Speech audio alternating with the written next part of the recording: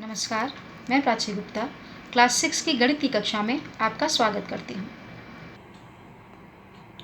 आज जो आपने भाग संक्रिया की है, अभी तक पढ़ी है पूर्णांकों में, वो कैसे करनी है उसकी एक बार हम रिवीजन कर रहे हैं और आप जो है उसे अपनी कॉपी में पूरा इसी तरह से लिखेंगे नोट्स के तौर पे और तब उसके सम्स भी सॉल्व करेंगे। प्लस अपॉन प्लस जब होता है तो साइन प्लस का आता है, माइनस अपॉन माइनस होता है तो साइन प्लस का आता है। अगर ऊपर या नीचे दोनों में से एक माइनस हो और एक प्लस तो साइन हमेशा माइनस का आता है। उसके बाद ये आपका असाइनमेंट था जिसे आपको अपनी कॉपी में करना था।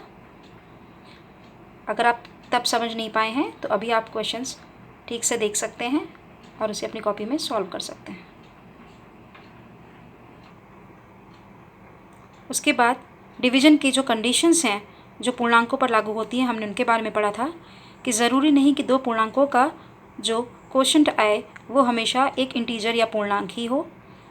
शून्य के अलावा किसी भी संख्या को उसी संख्या से भाग देने पर आंसर हमेशा एक आता है, और अगर हम एक से किसी संख्या को भाग देते हैं तो आंसर वही संख्या होती है।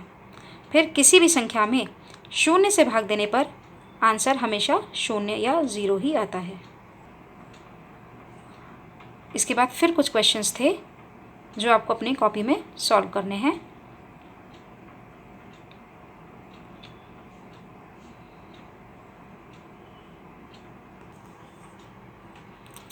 इसके बाद हमने ब्रैकेट्स देखे थे, सबसे छोटा वेनकुलम या बार, उससे बड़ा राउंड ब्रैकेट, उससे बड़ा ब्रेसेस या कर्ली ब्रैकेट और उससे बड़ा यानी सबसे बड़ा स्क्वायर ब्रैकेट। हम इसी क्रम में जब क्वेश्चन में ये सारे ब्रैकेट्स होते हैं तो इसी क्रम में उन्हें सॉल्व करते हैं।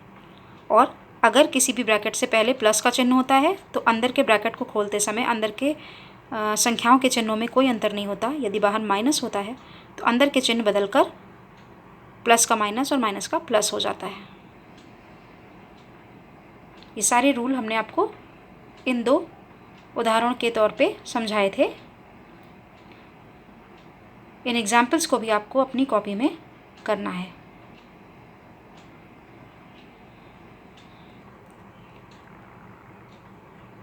इसके बाद हमने रूल ऑफ बॉडमस अप्लाई किया और उसे सीखा।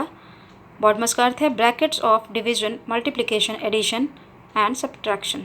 यानी सबसे पहले ब्रैकेट सॉल्व होते हैं, फिर का साइन, फिर डिवीजन, फिर मल्टीप्लिकेशन, फिर एडिशन और सबसे लास्ट में सब्ट्रैक्शन को सॉल्व किया जाता है।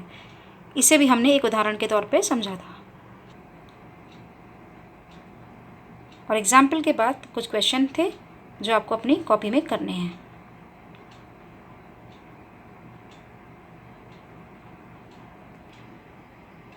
अगली कक्षा में फिर मिलेंगे। धन्यवाद।